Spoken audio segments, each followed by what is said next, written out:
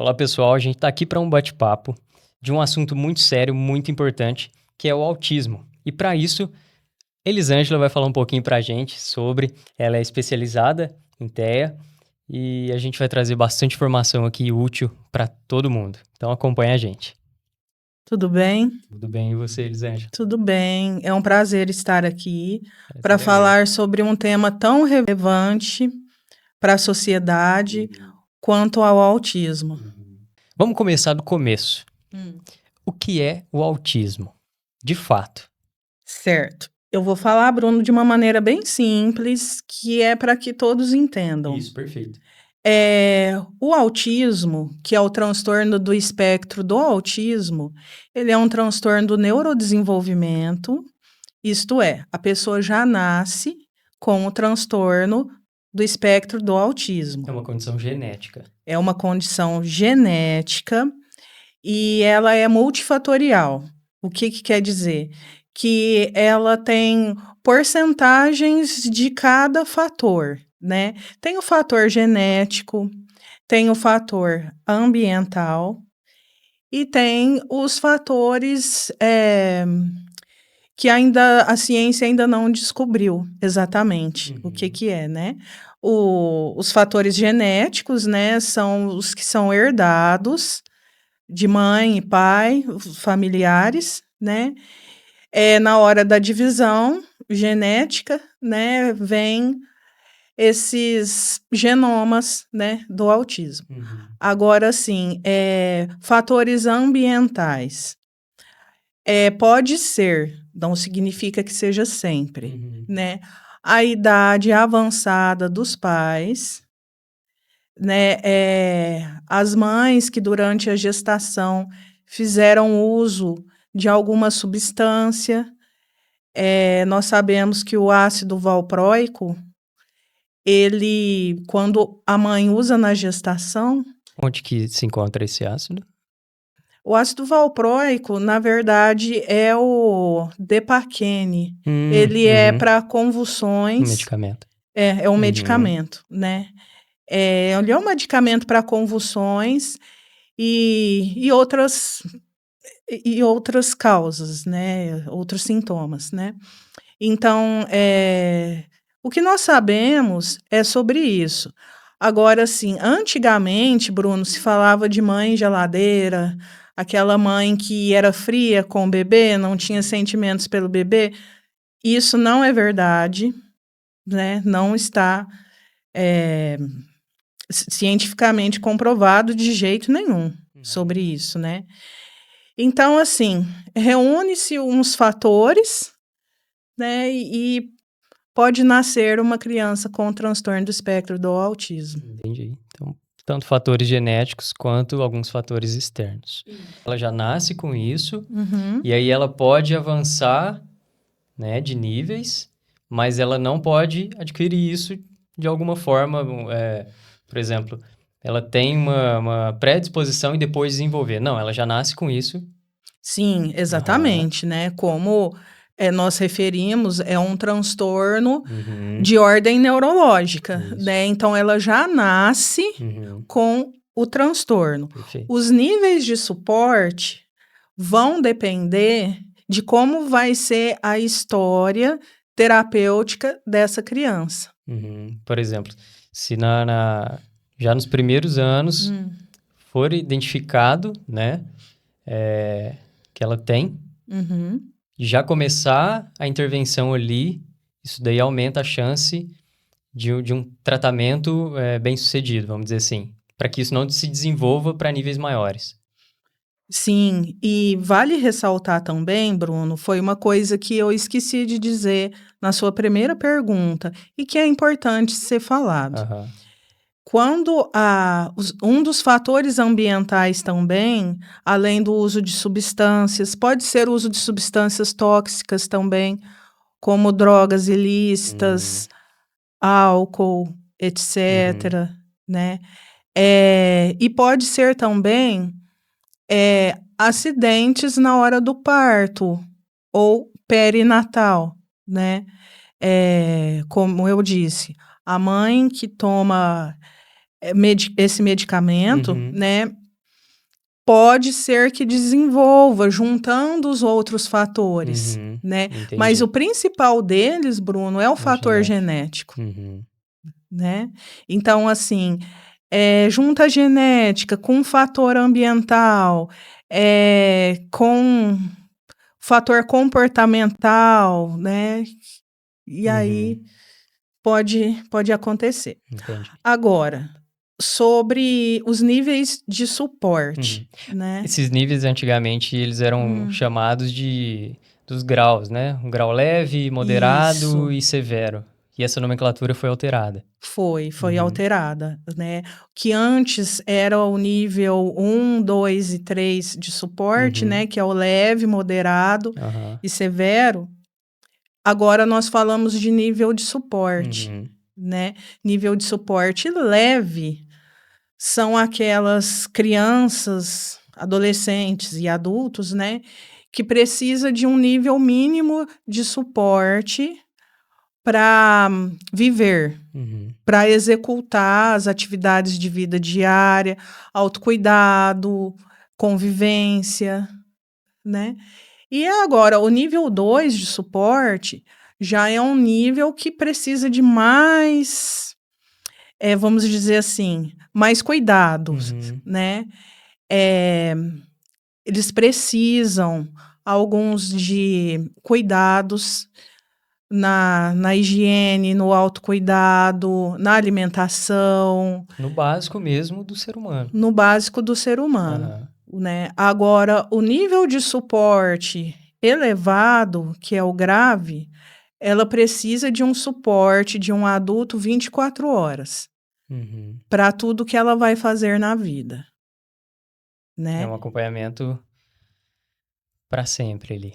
Sim. Na verdade, quando uma criança nasce autista, ela vai precisar de suporte a vida toda. Suporte, eu digo assim, as terapias, né? As terapias vão ser muito decisivas e importantes na vida dela. Quanto mais cedo inicia-se as terapias, mais chance de desenvolvimento essas crianças vão ter. Entendi. Por exemplo, então, eu acredito que seja uma dúvida geral. Se ela tem uma leve, né? Suporte 1, por exemplo. Ela pode desenvolver o 2 e vice-versa? Sim. Como eu disse anteriormente, Bruno, o autismo está dentro de um espectro, né? É uma nuvem em que você anda de um lado para o outro, dependendo das terapias e do suporte que você recebe, né? Por exemplo, uma criança de nível 1, se ela não for bem condicionada, bem tratada, com as terapias, ela pode regredir e ir para o grau 2 ou para o grau 3, assim sucessivamente, né? Uma criança que é do grau 3, desde que muito bem tratada com as terapias, ela pode evoluir para o grau 2 e para o grau 1. Entendi. Né? Mas deixar de ser autista... Não tem como. Não é tem como você como. falou, não é uma doença. Não né? é uma doença. Não tem cura. É algo que ela é permanente. É um modo diferente operante do cérebro, né? Funciona diferente o cérebro de um autista. Sim, ele funciona diferente. Eu já vi falar que eles são muito racionais, por exemplo, no sentido de como se tudo fosse X ou Y. Vamos supor, se eu faço uma cara feia, ele talvez não entenda que aquilo é uma cara feia. Ele não vai saber ler a sua expressão. Ele não vai saber ler, isso. Né? E aí vai ser muito difícil. Onde entra, né, todo a intervenção para ensinar a ele que aquilo é uma expressão de que alguém está fazendo tal coisa. Então, ele é muito assim, linear nas coisas. Ele é literal. Literal. Até me corrigindo, não é linear, literal nas coisas. Ele é muito literal, sim. Porque, Bruno, ele necessita de pistas. Né? Por quê? Porque ele, para ser autista, Bruno, a pessoa necessariamente tem que ter prejuízos, déficits na socialização, interação e comunicação, né? Então, assim, também tem movimentos repetitivos, restritos, e pode vir acompanhado, muitas vezes, de uma rigidez cognitiva. O que seria uma rigidez cognitiva?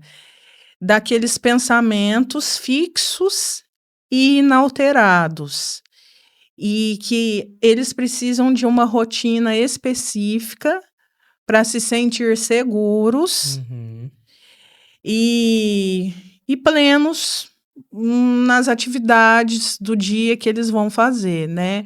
Às vezes, você muda uma rota. Quando você vai levar ele para a escola, ou para terapia, ou para algum lugar, por exemplo, tem alguma rua que está interditada e você desvia a sua rota, já é um motivo para ele desregular. Olha só quanto sente mais, né? É tudo mais intenso, então, para eles. Tudo mais intenso, né? E assim, baixa tolerância à frustração. Isso em qualquer nível de suporte. Sim, Bruno, como assim? É um espectro, você nunca vai encontrar um autista igual ao outro, né? Então, você nunca vai encontrar, nossa, esse aqui é igualzinho àquele dali, não suporta isso, não suporta aquilo. Não, tem vários tipos de comportamento, tem hipersensibilidades. Alguns autistas apresentam restrição alimentar, o que é muito complicado para a saúde deles, né? Então, assim, você nunca vai encontrar um igual. Então, resumindo, o porquê do espectro é porque ele não pode ser mais ou menos autista. Então, assim, o espectro são vários pontos que vão ditar o... Na verdade, Bruno, no nível 1 de suporte, necessariamente ele não tem que ter deficiência intelectual. São pessoas que não tiveram prejuízos escolares. Tiveram prejuízos na interação com os pares, com o professor? Sim, muito. Mas nos estudos, eles tiveram a capacidade de aprender normalmente. E tá aí que vem o seguinte, os diagnósticos tardios. Porque, assim, passou bem, razoavelmente, né? A vida toda, mas ela sempre teve um prejuízo na sua comunicação, na sua percepção, na sua interação, ela sempre teve prejuízos. Só que isso era encarado apenas como uma timidez. Entendi. Entendeu? E aí isso daí vai trazendo outros fatores para agravar aquilo. Principalmente... É onde entra a questão de você ir do suporte 1 para o 2. Principalmente depressão e ansiedade, né? Além de tudo, esses prejuízos trazem uma depressão e ansiedade no autista porque ele se acha inadequado. Ele percebe que os julgamentos, as questões deles não são iguais a todo mundo. Porque a forma dele deles funcionar é diferente. É diferente, né? Então, assim, além de tudo, existem muitas vezes as comorbidades. O que seriam comorbidades? Outros transtornos junto com o autismo. Existem muitos casos que têm o TDAH junto com o autismo, que ambos são transtornos do neurodesenvolvimento, tanto o TDAH quanto o autismo, né? Mas se a gente for falar de comorbidades, a gente vai estender ficar muito tempo aqui, mas eu vou te dizer as principais, né? Que é o TDAH junto com o transtorno de espectro do autismo, depressão e ansiedade, 65% dos autistas apresentam. Nossa, é uma taxa muito alta. É uma taxa muito alta, realmente. Então, assim, a sua pergunta foi, mesmo os de nível 1 de suporte, eles devem receber tratamento, sim, psicológico, né? Para entender sobre o diagnóstico deles, até para serem diagnosticados, né? O quanto de prejuízo um adulto que foi diagnosticado com 30 anos, 40, 50, não teve de prejuízo lá atrás, né? O quanto de depressão e ansiedade que ele não carregou por se achar indevido, inadequado. E assim, eu já ouvi adultos autistas brilhantes, inteligentes, falarem para mim que se sente uma farsa, né? Que é inadequado, sabe? Então, assim, o diagnóstico, ele liberta. Porque você sabe que isso é a sua perfeita imagem do que você é. E não porque você é ruim, e não porque você é desagradável. Você só é diferente, não você é pior. Você é diferente, e não pior que os outros, né? Então, Bruno, quando se fala do nível 1 de suporte, muitas pessoas falam assim, para que mexer com diagnóstico já na fase adulta? O que tinha que perder, já perdeu. O que tinha que ser, já foi. Chegou até aqui com, né? Mas não. Para a pessoa, além de ser libertador, para significar o que ela é e compreender, né? E ser compreendido também, ela pode receber o tratamento em psicoterapia, né, para avaliar essas questões, fazer uma psicoeducação com eles. Então, eles precisam de suporte, sim. E quando nós falamos de nível de suporte, muitas pessoas falam, é leve. Não é leve. Para o autista, não é leve. Para o autista é muito pesado ter os sintomas que ele tem, ter as falhas na comunicação, até sobre o próprio entendimento, né? E eu acredito que deva haver uma autocobrança muito maior. Por exemplo, talvez ele não consiga entender um raciocínio simples numa aula, por exemplo. E todo mundo responde facilmente porque todo mundo conseguiu fazer a leitura daquilo que está sendo falado e ele não consegue fazer essa leitura. Então, ele deve se cobrar no sentido de, nossa, eu não tenho capacidade para isso, eu não estudei suficiente para isso, enfim, todas essas questões. Também, e como a gente já havia conversado sobre anteriormente, o autista, ele é literal, né? Ele precisa de pistas. E o que são as pistas, né? São coisas concretas. Ele funciona muito no concreto, sabe? Aí, quando eu venho aqui, e nós dois somos pessoas típicas, né? Aí, quando eu venho aqui, lá de fora, sento aqui e falo para você, Bruno, tá chovendo canivete. O que você vai... dele é canivete caindo. O que você vai imaginar como uma pessoa típica? Que é uma chuva muito forte. Que está chovendo muito forte, né? Que os pingos caem na gente e dói como se fosse uma faca, um canivete, né? E isso é uma gíria também, né? Agora, se eu falar para um autista isso, ele vai pensar que está chovendo. De fato, canivete. De fato, canivete. Se eu falar assim, nossa, você ganhou um bolo hoje, fulano não veio. Eu falo, cadê o bolo? Então, quer dizer que quando fulano não vem, tem bolo, tomara que fulano não venha nunca. Pra eu comer o meu bolo, né? Então, assim... Esperto. É, muito esperto, né? Então, assim, aí você vai me dizer assim, tem adultos que sabem, né? Que eu falo que tá chovendo canivete, ele sabe que está chovendo forte, mas isso aí foi aprendido. Entendi.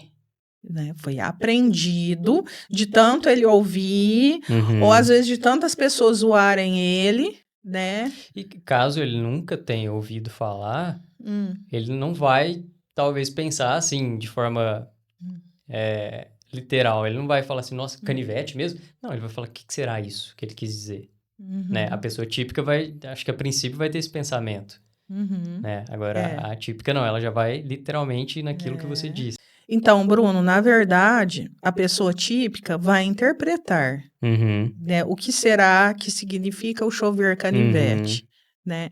Agora, assim, a pessoa autista, ela tem essa dificuldade de interpretação. Isso é dela mesmo, né? Então, ela vai ter que ter um esforço muito grande para poder compreender essas nuances sociais que a gente tem. E quando ela faz uma exposição muito grande socialmente, fica muito tempo no meio social, interagindo, se comunicando, no final ela tem um esgotamento, se ela ficar muito tempo. Né? Nós já sabemos, Bruno, que tem algumas cidades, alguns estados que já reduziram a carga horária de trabalho do autista. Não só da mãe do autista, do pai do autista, sim do autista também. Porque ele não precisa de muito tempo para executar uma tarefa que nós executamos, né? E se ele ficar muito exposto, tendo que fazer muita interação, ele pode desregular, né? E quando um adulto se desregula, ele não... Um adulto, vamos dizer assim, com nível leve de suporte, ele não vai dar chute, murro, ter crises agressivas, né? O cérebro dele vai entrar em stand-by. Olha só. Sabe, você tá vivo, mas o cérebro tá desligado, precisa de um tempo para se reorganizar. Aí a hora que ele vai pro quarto, fica quietinho, descansa. Às vezes ele nem consegue dormir, mas ele precisa de descanso, né? Dessa interação muito grande, sabe? E outra coisa também que nós observamos, não sei se vai ser uma pergunta sua, quais são os outros sintomas do autismo? É legal comentar. Eu acho legal comentar para a gente saber, né? Quando a gente educa a população e ela sabe sobre... Ela sabe lidar com aquilo. Ela sabe lidar, ela inclui, ela respeita. Porque tudo que nos é conhecido é familiar. Aí nós temos mais condição de incluir e respeitar. Então, quando uma pessoa é autista, ela pode apresentar hipersensibilidade ou hipossensibilidade. Hiper são aquelas que sentem demais os estímulos. Por exemplo? Por exemplo, um som alto, um barulho muito alto. Quando o autista é hipersensível, isso incomoda muito ele.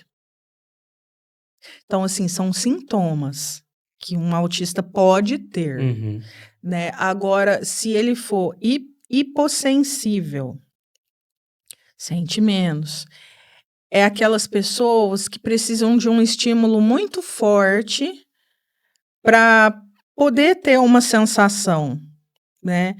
Por exemplo, aqueles autistas que abraçam demais, que querem muito contato físico, que gosta de cheirar coisas muito fortes, álcool. Geralmente o pessoal associa o autista ao contrário disso, né? Que eles não gostam de abraços, de contato físico, mas então pode haver os autistas aquele que é em excesso. Que é em excesso. Ele tá te abraçando, não porque... Se ele nunca te viu, como é que ele gosta de você, né? E se ele nunca viu um adulto, como é que ele vai com ele? Isso é muito perigoso, né? É um risco. Sim. Perigoso, né? Então aí ele fica abraçando, apertando, cheirando, olha só, né? Para sentir algo, né? E tem aqueles hipersensíveis, que, por exemplo, um som de um sinal escolar, entrada, saída, hora do intervalo, eles se desregulam por causa daquele som. Né? Às vezes a professora tem que gritar dentro da sala de aula para manter a ordem, ele também se desregula. Né? Então, é por isso, Bruno, que eu acho muito importante que os professores recebam capacitação em autismo, para eles, porque a inclusão está aí. Ela é obrigatória, ela não é uma escolha, né? Então, já que você tem que receber, e já que é direito das pessoas autistas frequentarem a escola regular, porque elas são pessoas como nós, são seres humanos.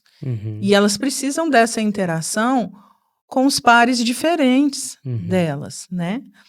E o professor tem que saber, não só o professor, todo mundo que lida de uma maneira direta ou indireta com o autista tem que saber pelo menos um pouco sobre isso. Para poder lidar, para poder entender, né? Porque, assim, eu já dei esse exemplo em outros lugares. Por exemplo, se eu te recebo para um jantar na minha casa e faço um camarão e você é alérgico, e aí vai ser um fracasso, né? Agora, eu sabendo das suas restrições, eu não vou fazer isso, eu vou fazer outra coisa. Né? E é a mesma coisa. Você está recebendo uma visita na sua casa, o professor, a merendeira, o motorista, está recebendo uma visita na casa, no lar, que é a escola. A escola é o segundo lar da criança. Sim. Né? Então, é muito importante que as pessoas saibam, até para prevenir uma crise, né? Prevenir uma crise de desregulação emocional que o autista pode ter. Desses exemplos que eu te dei, do sinal. Que aquilo pode desencadear uma crise, a pessoa não faz. Ele evita. Isso. Um professor gritar, por exemplo, ele sabe que aquilo vai gerar um gatilho, né?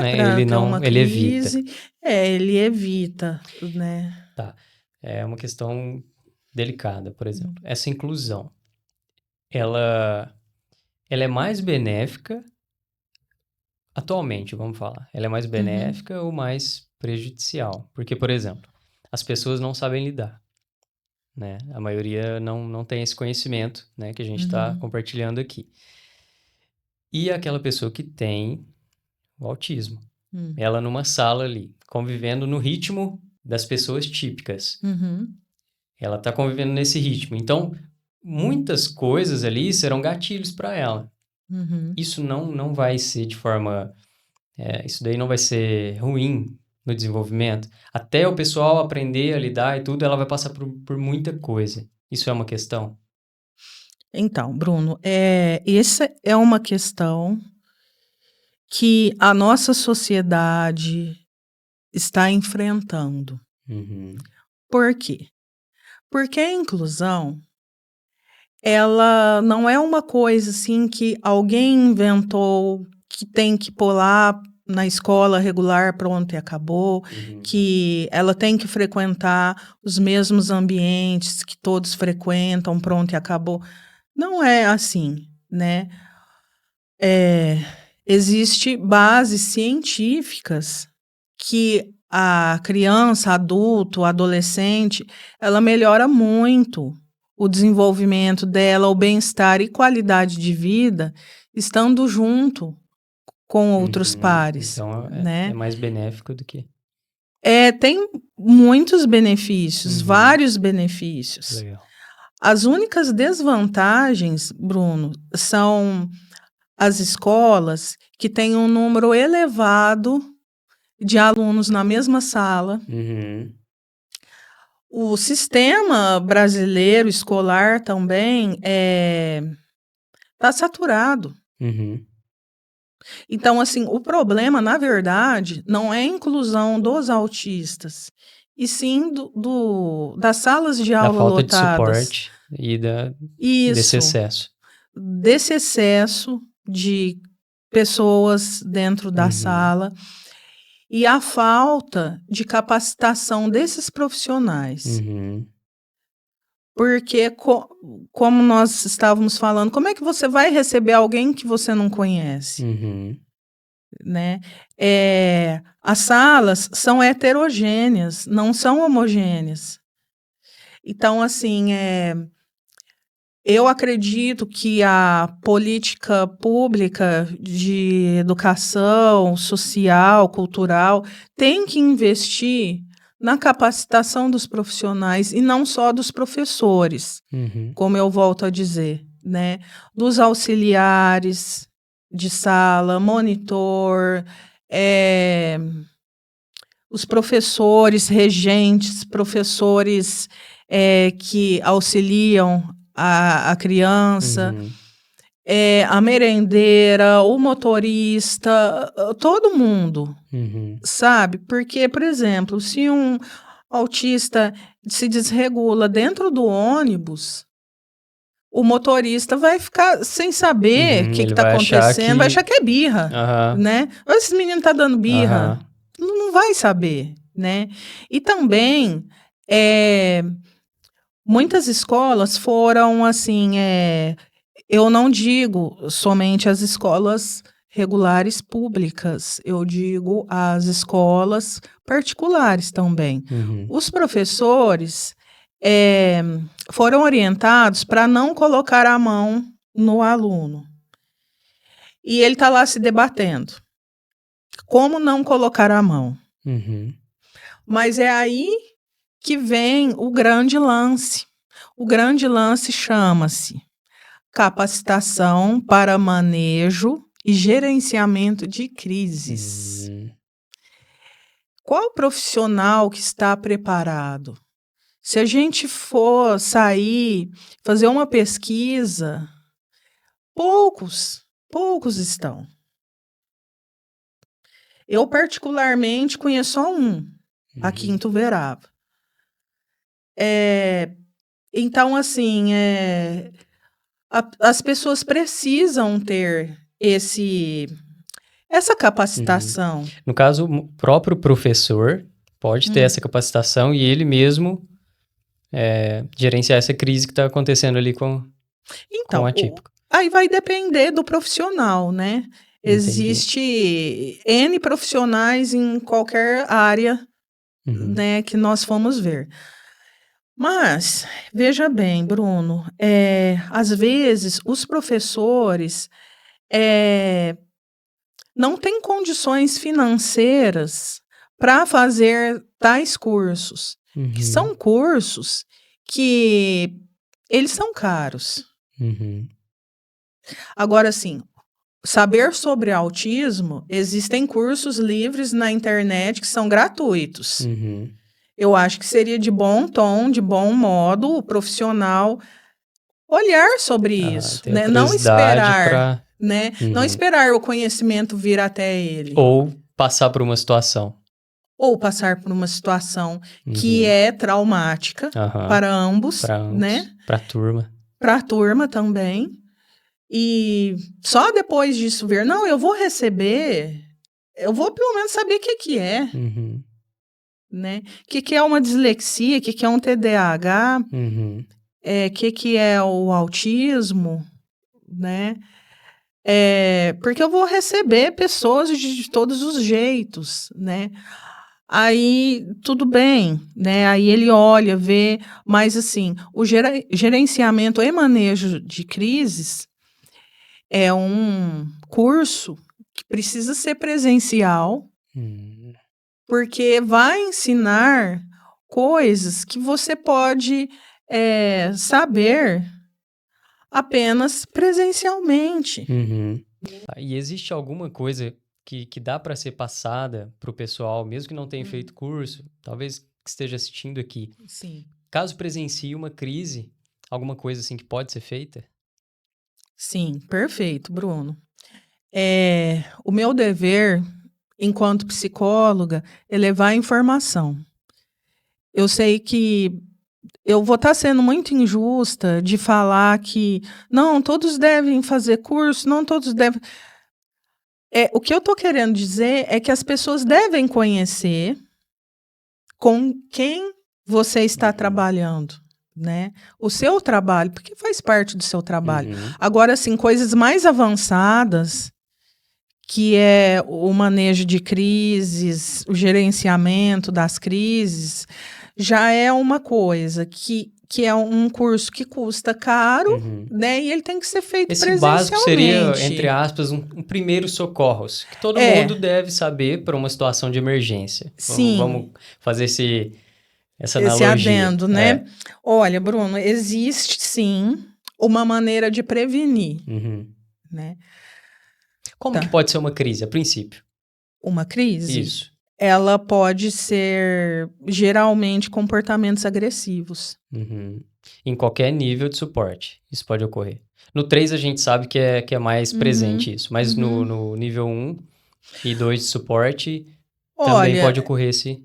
No nível 2 de suporte pode ocorrer isso. No nível 1, enquanto você é criança, né, um possível adolescente, pré-adolescente, isso pode ocorrer, esse tipo de crise pode ocorrer, porque você não está entendendo o que está acontecendo com o seu corpo. Aí você entra em desespero. E aí você começa a ficar agressivo, né? Com autoagressão e heteroagressão. Autoagressão é quando ele mesmo se agride, e heteroagressão é quando ele agride o outro, né? Entendi. Então, agora sim, quando nós falamos de nível 1 de suporte, em que a pessoa não tem deficiência intelectual, quando o adulto, o adolescente, ele se desregula, ele já encontrou formas para se autorregular que não são comportamentos agressivos.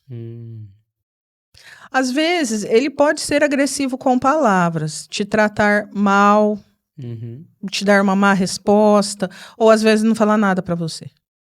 Ficar quieto, né? Porque ele já aprendeu, ele já teve essa aprendizagem.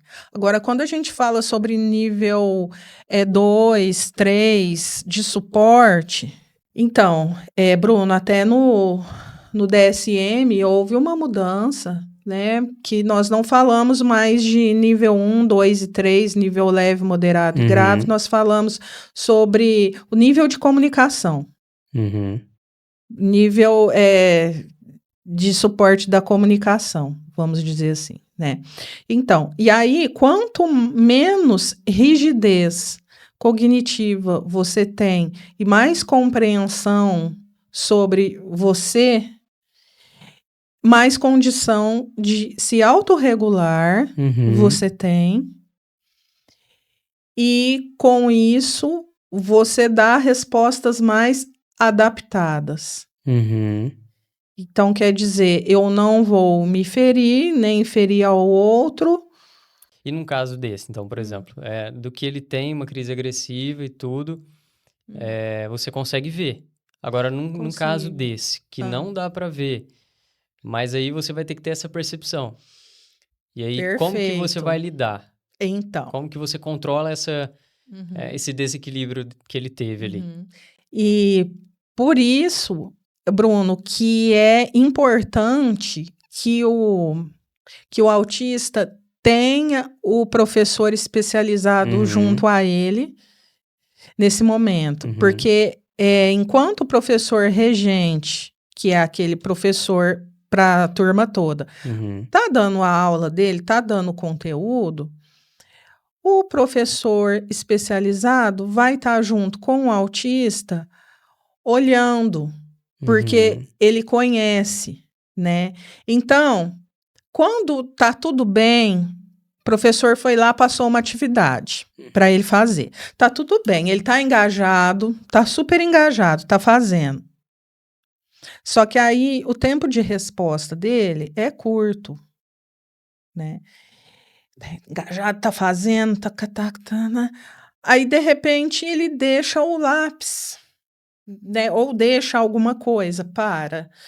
Só que aí, o que o adulto faz? Insiste, né? Não, fulano, pega aqui no lápis, faz tudo certinho. Ou se não, pega aqui esse objeto, tenta encaixar, vamos fazer. Aí ele vai lá, né? Tenta fazer para agradar, né? Porque eles têm muito isso de agradar o outro, sabe? Porque eles não querem ser desagradáveis em nenhum momento, né? São pessoas como nós, né? Enquanto a gente é criança, a gente quer agradar o adulto, né? Então, tá lá fazendo pra agradar. Mas aí se torna insuportável. Aí ele começa a ter alguns comportamentos repetitivos de sons vocálicos, né? Assim, né? Quer dizer, tá bom. Me solta. É uma crise que tá começando a... ele tá se sentindo incomodado, né? Começa a balançar muito para regular, né? Ou começa a emitir alguns... Cada um vai ter alguma coisa que vai sinalizar que ele tá cansado, que já foi, acabou.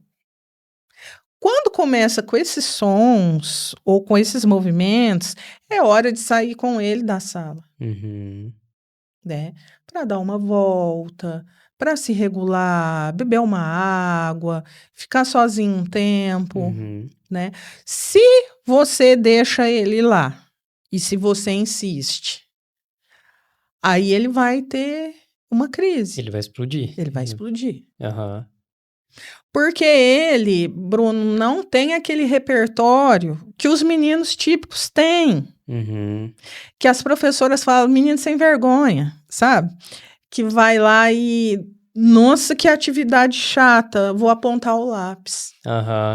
Aí sai, vai lá apontar o lápis na lixeira, fica lá. E mexe com um, mexe com o outro, né? Aí, ou se não, se é daqueles meninos mais quieto, que não gosta de perturbar a mãe, pede pra ir no banheiro.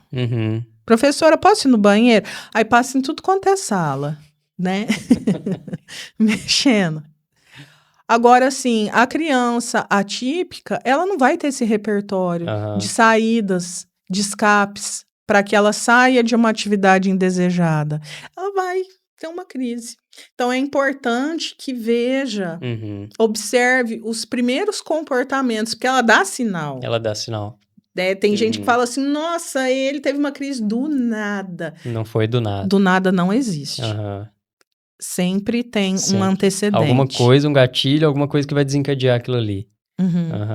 Então, resumindo a pergunta sobre como identificar, né, a crise, são várias formas que ele vai sinalizar isso, né? Fazendo movimentos repetitivos com a voz. E aí, a forma de fazer, entre aspas, um gerenciamento dessa crise é retirar ele da sala, né? Com a promessa de que vai voltar. Ah, é? Ele vai voltar. Mas falar isso pra ele. Não, que sentido? Assim, você não precisa verbalizar, mas sinalizar que ele está saindo por um tempo, até ele se regular, mas ele vai voltar para a sala. em um outro momento que ele já estiver bem, que já for uma outra atividade, né? O adulto que estiver com ele, espera-se um professor especializado, né? Vai poder compreender. Entendi. Né? Então, assim, Bruno, são perfeitamente visíveis. Só que, assim, o que nós encontramos? Nós encontramos uma sala cheia de pessoas, cheia de alunos, às vezes com um auxiliar para 4, 5. Aí não tem condição de observar.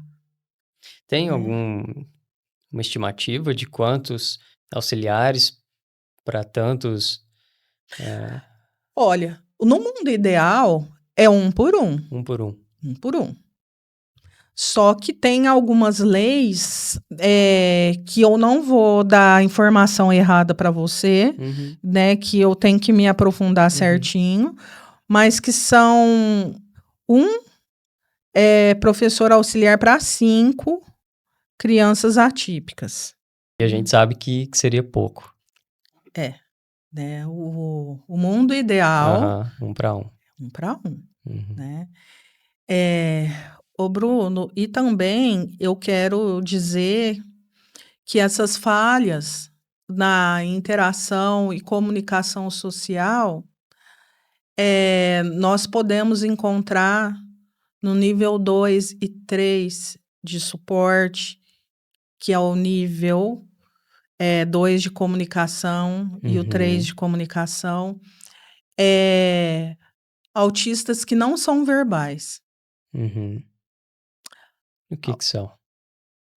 Eles se comunicam por uma comunicação alternativa, que foi aprendida durante um tempo que um adulto ensinou, claro, né? São comunicações através de figuras. Olha.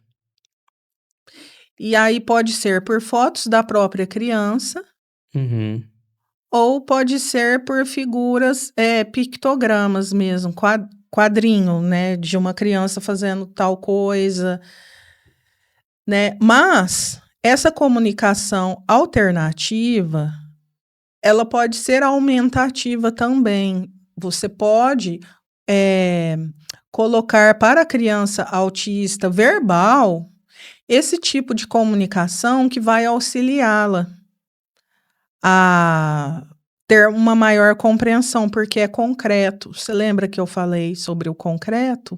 Que eles têm um maior entendimento com coisas concretas, Sim. Né? Então, o autista que ele não é verbal, ele pode se comunicar através de um tipo de comunicação alternativa e aumentativa para quem é verbal. Por exemplo, dá um exemplo. Ele quer dizer que está com fome. Por exemplo, ele, através de um desenho, ele expressar isso. É basicamente isso. Então, vai ter todo um ensino para que, quando ele estiver com fome, ele sinalize com a figura. Entendi. Vai ter todo um treinamento. Aí, a figura pode ser uma foto dele se alimentando, ou pode ser a figura de uma criança com a mão na barriga, assim, fazendo aquelas ondinhas. Fome. Sinal de fome. Sim, comer, né? Então, tem esse tipo de comunicação e é muito efetiva, Legal. Né? E muito eficaz, né?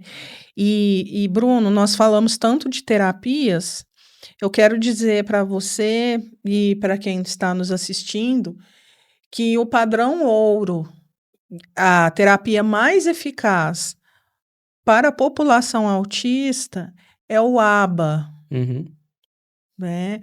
Para quem não sabe, o ABA é a análise do comportamento aplicada.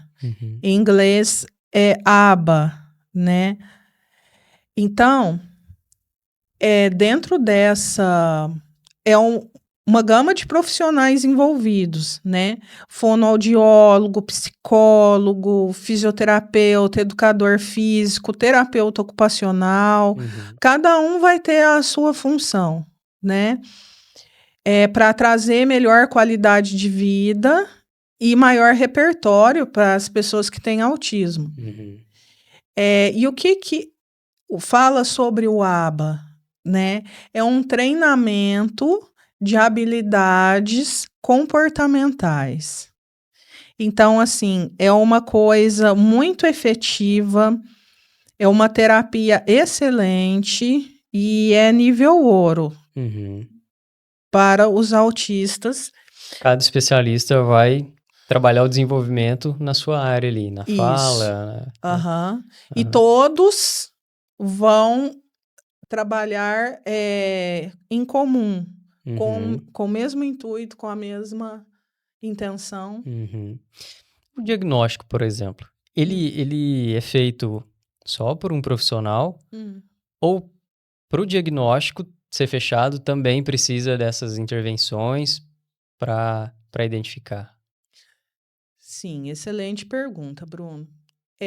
Para uma criança ser diagnosticada com autismo, ela precisa passar pela equipe multidisciplinar, né, que são os psicólogos, fonoaudiólogos, terapeutas ocupacionais, fisioterapeutas,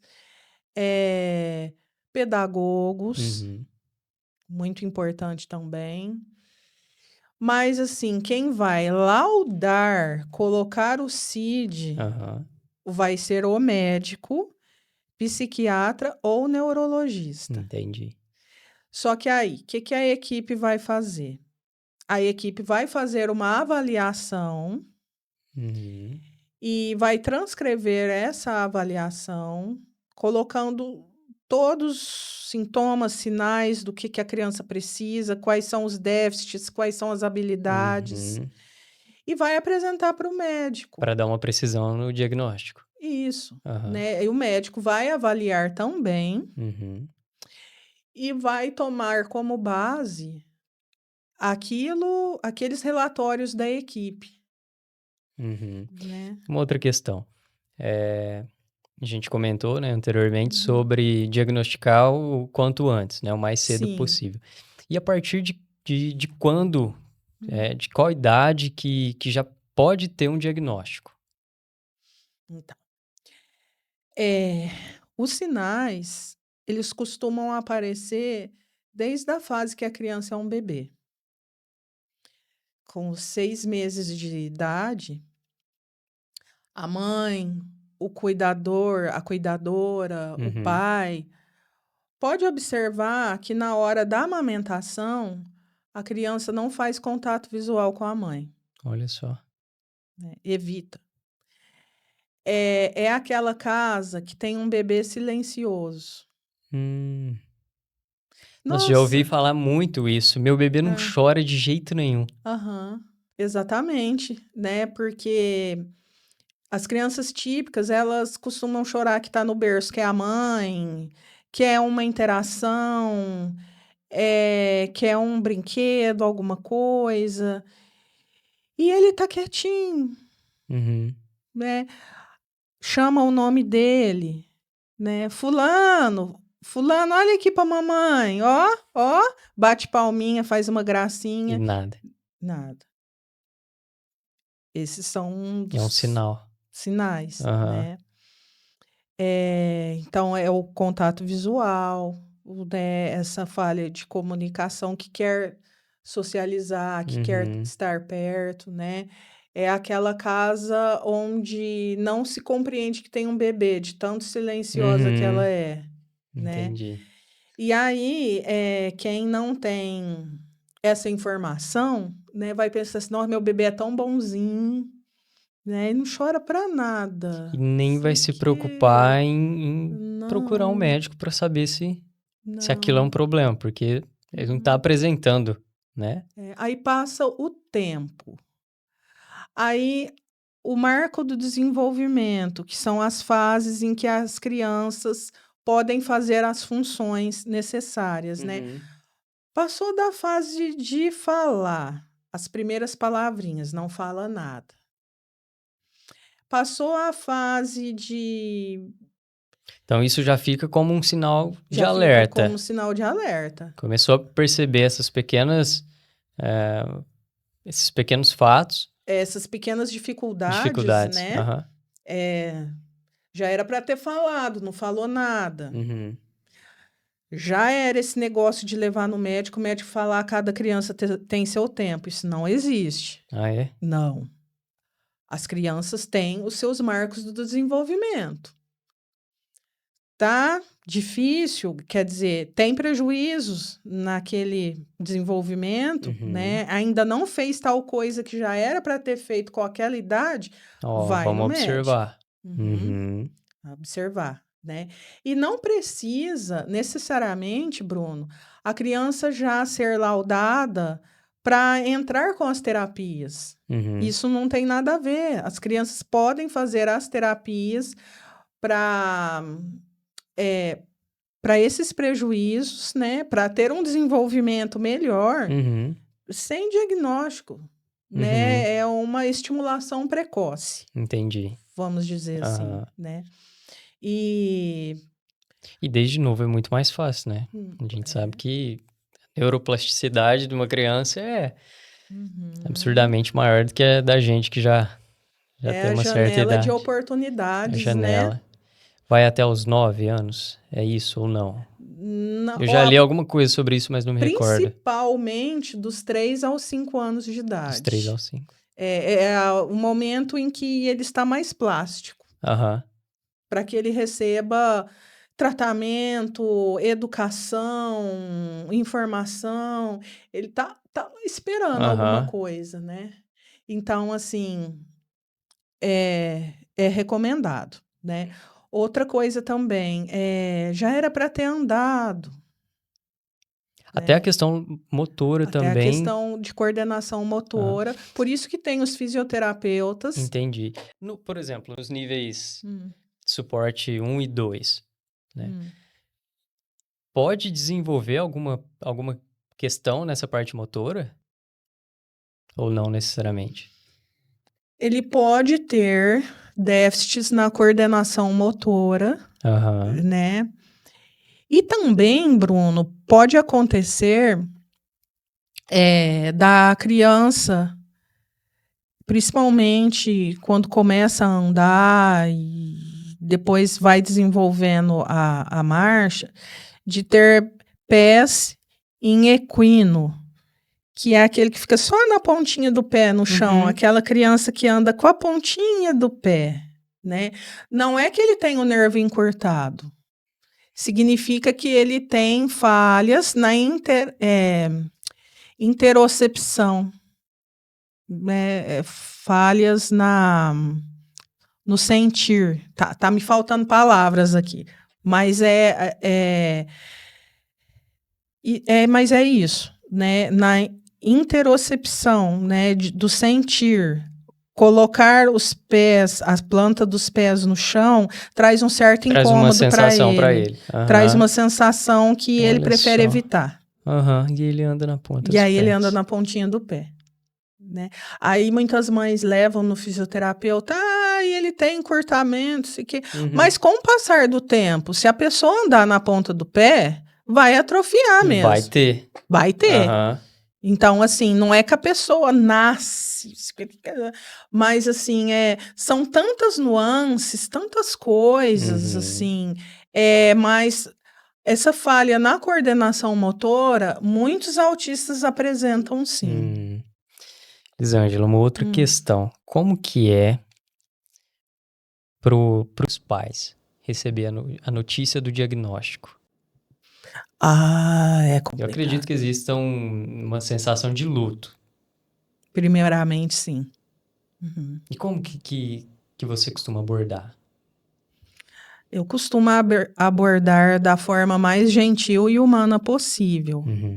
Geralmente, quando vem para mim, esse laudo já foi dado, a notícia já foi dada, vem a mim para fazer as terapias.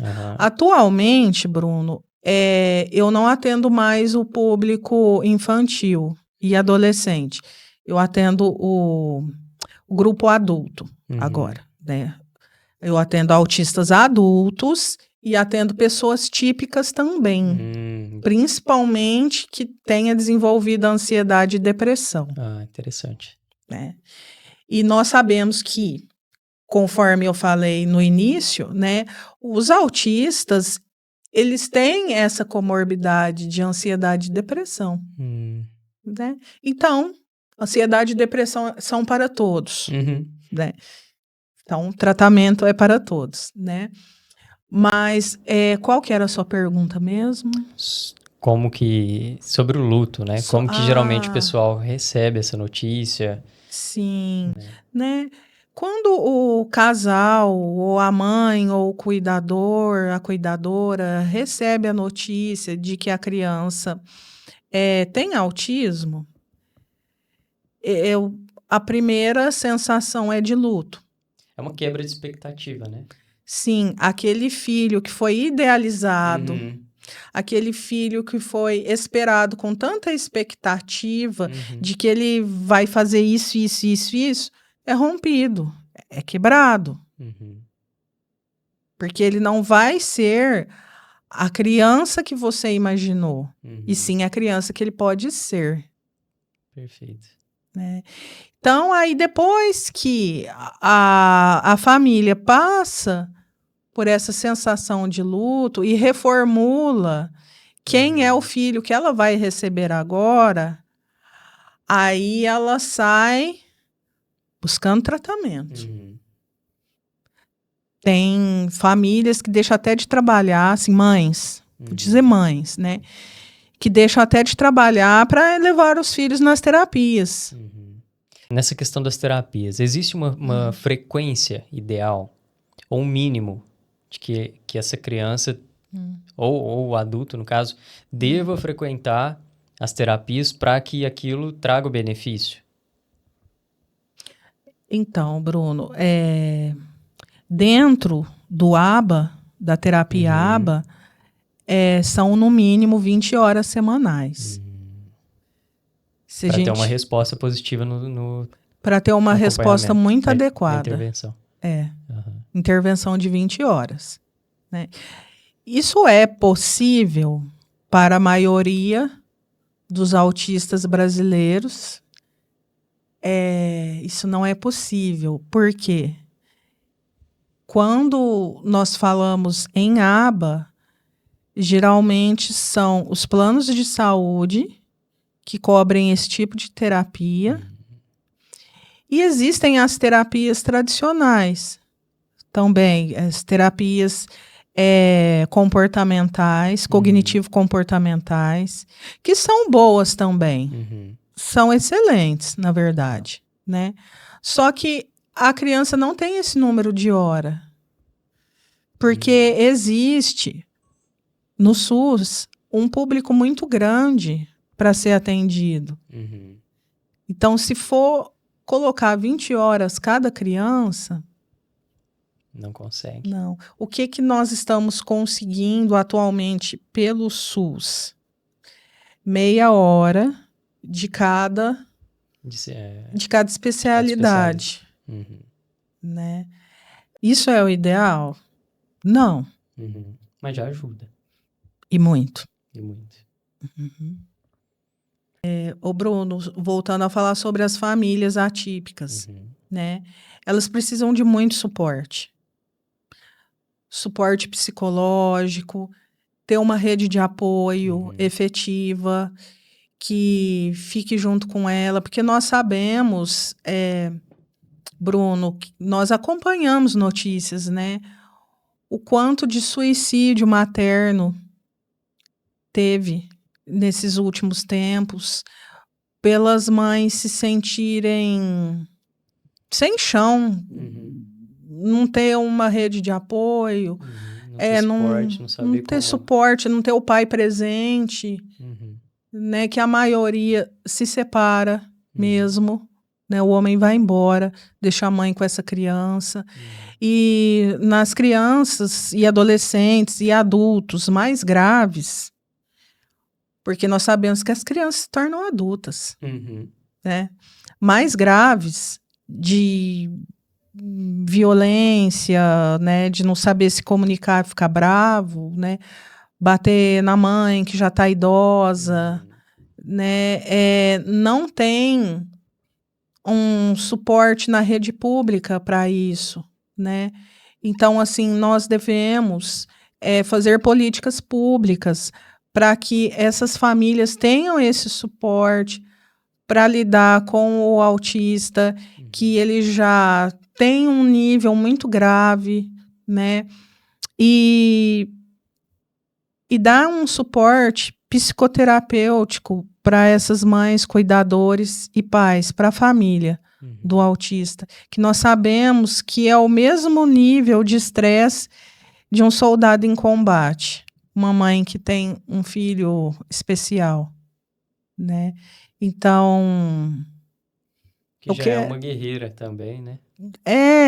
E assim, que essas famílias que recebem essas crianças autistas, né, como filhos, como netos, como qualquer outro membro da família, que se informe, né, que estude sobre a causa, que saiba entrar no mundo do seu filho com gentileza, com respeito, e que saiba das habilidades dele e dos limites dele, né? E acima de tudo que ele não é pior que as outras crianças, né? Ele só é diferente. Sim, exatamente. E se você não achar na rede pública um grupo terapêutico que te apoie, na internet você pode procurar que tem bastante rede de apoio. Lá de grupos gratuitos, né? É só procurar. E qualquer coisa também, o Bruno vai deixar meu telefone aqui na descrição, meu endereço. Qualquer dúvida, vocês podem entrar em contato comigo, que eu estou à disposição. Isso aí. Elisângela, muito obrigado.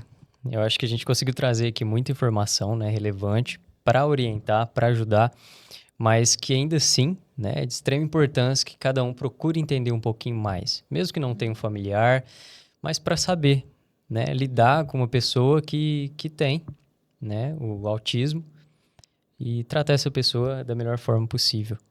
E se você puder, deixa um recadinho aí para as famílias e para as pessoas. Ah, sim. Bom, pessoal, quando eu me formei psicóloga, eu fiz o compromisso comigo mesma de levar bem-estar, qualidade de vida a todos, né? E que as pessoas que têm transtornos, que têm deficiências, elas merecem ser felizes como qualquer outra pessoa. Então, ela tem que ter um lugar na sociedade, ela tem que ser incluída e depende de nós possibilitarmos essa inclusão tão desejada por eles.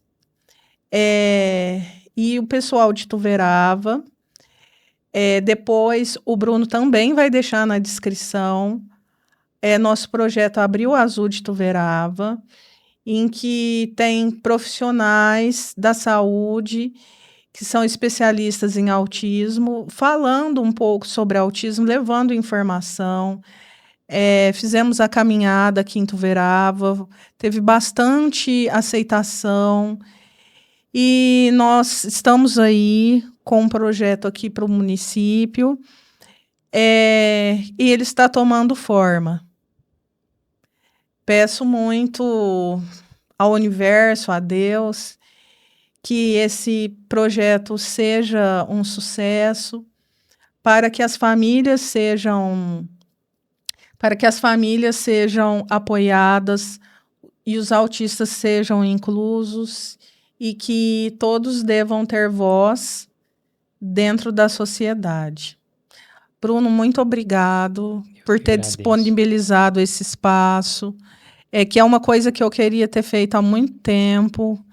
E que bom que eu encontrei um profissional como você. Obrigado.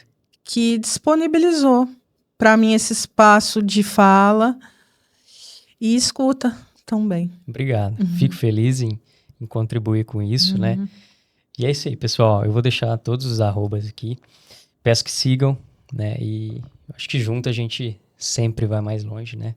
Sim, juntos somos mais fortes, Bruno. É isso aí. Então, até. Até. Tchau.